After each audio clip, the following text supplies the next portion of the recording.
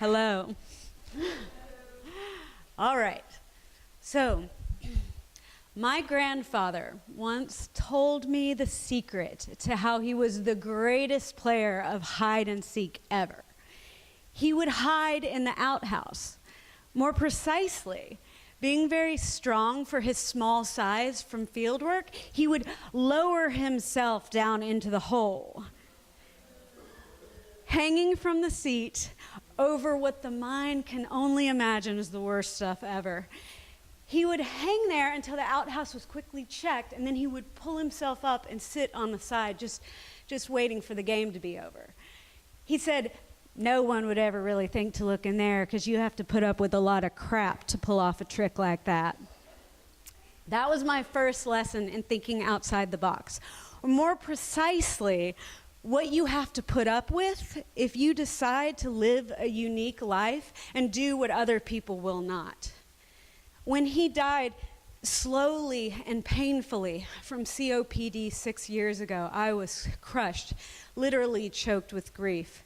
The manner of his death and the silence of it did not seem to match his legendary status within our small Kentucky town.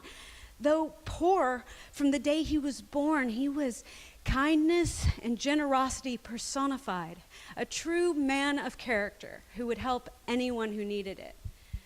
Over the days that followed his funeral, many people came up to me and said that they wanted to be as good a person as my pa. They just had no idea how to even start. And that's when an idea began to form. See, I had long thought that more people would volunteer if they just knew what the steps were. They were scared of the unknown.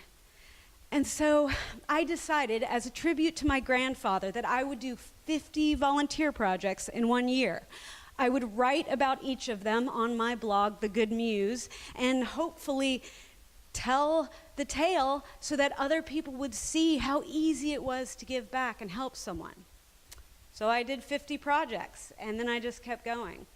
And to date, I've done over 100 different volunteer projects. I have done everything from help clean up Regent's Canal in London to take a 2-hour cold shower in the middle of the Los Angeles Convention Center for PETA. I have gone to Nashville to help clean up after catastrophic flooding. I've cut 9 inches off my hair twice for cancer victims, bottle-fed kittens, and I even taught myself to knit to make blankets for preemies. Yeah, I've done a lot in the last 6 years, and it's been one of the most rewarding experiences of my life. The only problem was, because the idea was so unique and different, it came with a set of very real consequences. People really didn't get the point of the Good Muse. I mean, why would anyone run a blog that didn't make money? And to make matters worse, in the last 6 years, like millions of other Americans, I found myself out of work. Suggestions from family and friends then started to pour in. Why didn't I just monetize the blog? Why didn't I set myself up as a nonprofit and collect donations? Well, I told them that while I did consider the Good Muse my nonprofit wing, I was not about to stand between the people I was trying to help and potential donors. I was trying to prove something that my grandfather had always said, that doing something good is worth doing for its own sake. It was an art project, a humanitarian mission, a tribute to a poor man who didn't have a building or a statue or street in his name. Oh, they said, shaking their heads, oh, you are waiting for a book deal. I was not waiting for a book deal. I don't, in fact, wait on anyone or anything. I am busy. I have plays to publish and a children's novel to write and a blog to maintain. And then there were the dozens of horrible interviews where, after they had seen the blog, I would hear some version of this. We're just looking for someone who's just a little more focused. You seem scattered. You do a lot of things. Is someone paying you to do this blog? How could you possibly have time for this job? What do you really want to be? Playwright, blogger, actor, activist? Which one is it? Well, I am doing what I want to do, but what do you want to be? Oh, I'm a writer. I would say, oh, it's just that you don't seem to have a central focus.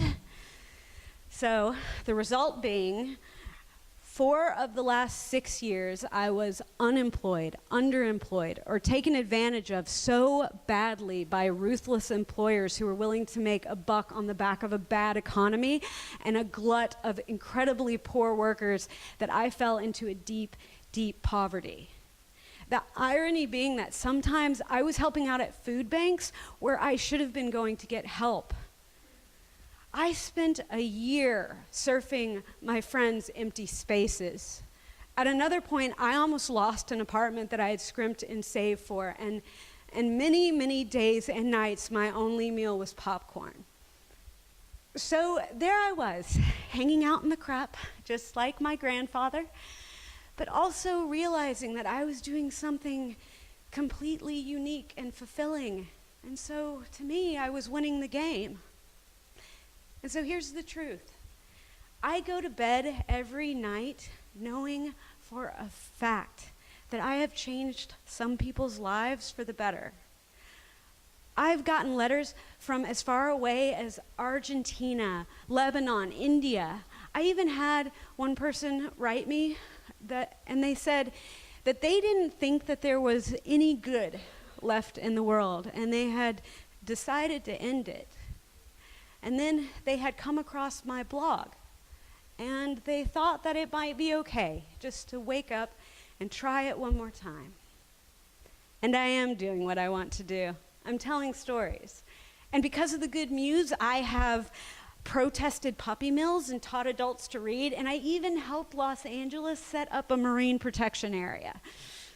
So, yes, I have had to put up with some bad stuff, but you have to put up with a lot of crap to pull off a trick this cool.